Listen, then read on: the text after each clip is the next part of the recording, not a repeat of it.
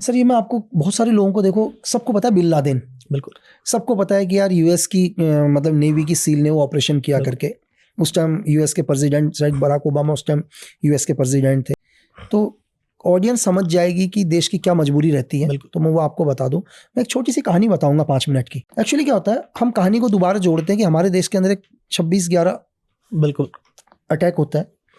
तो यूएसए को पहली बार, अमेरिका को पहली बार लगा कि यार हाफिज सईद हिंदुस्तान तक नहीं रुकेगा, ये यूएस तक भी आ सकता है करके।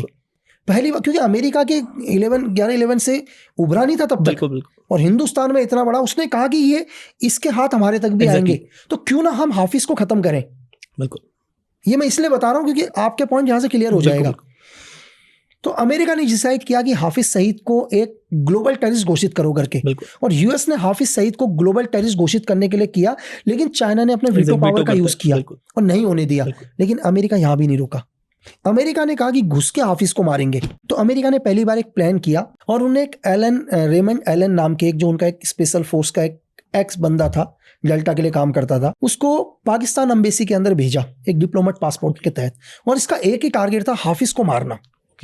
हाफिज को मारना करके हाफिज के ऊपर कंटिन्यू सर्वेलेंस चल रही थी, और एक दिन एलन को बोल दिया जाता है कि हाफिज की लोकेशन पता है करके।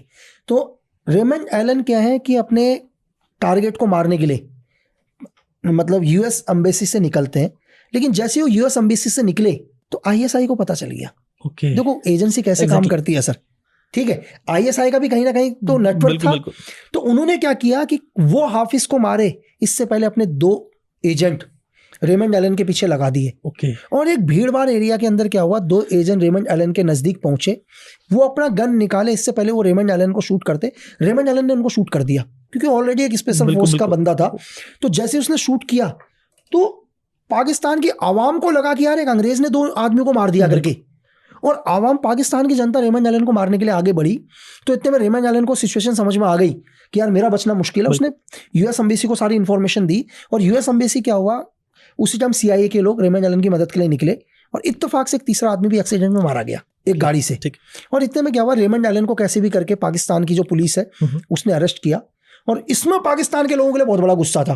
पाकिस्तान की पूरी आवाम रोड पर आ गई कि इसको फांसी दो करके।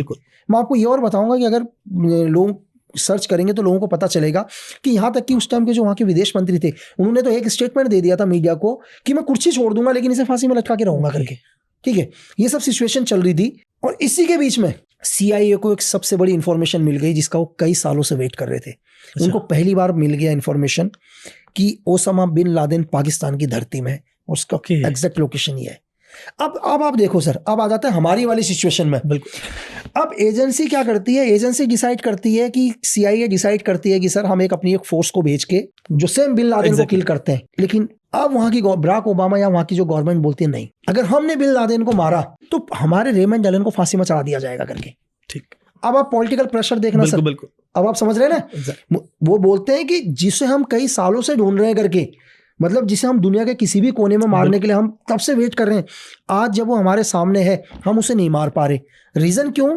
क्योंकि हमारा एक एजेंट अंदर है, क्योंकि पाकिस्तान के ऊपर इस किलिंग से इतना बड़ा प्रेशर पड़ेगा कि पाकिस्तान रेमंड एलन को हाथों हाथ फांसी चला देगी, क्योंकि को मारा है। भाई अब अपने देखो, सरकार को कुछ ना कुछ तो जनता को बोलना है ना, नहीं तो आम जनता बोलेगी यार क्या गवर्नमेंट हो करके, चलो हमारे देश के अंदर आके हमारे आदमी को मार दिया, हमारे देश में ऑपरेशन कर दिए, तुम कुछ नहीं कर रहे हो करके सरकार गिर जाएगी चीजें।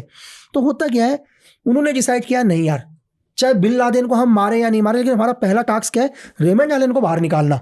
पहली बार पाकिस्तान के अंदर एक सरिया लॉ, आपको तो पता ही होगा, वो लाना पड़ा।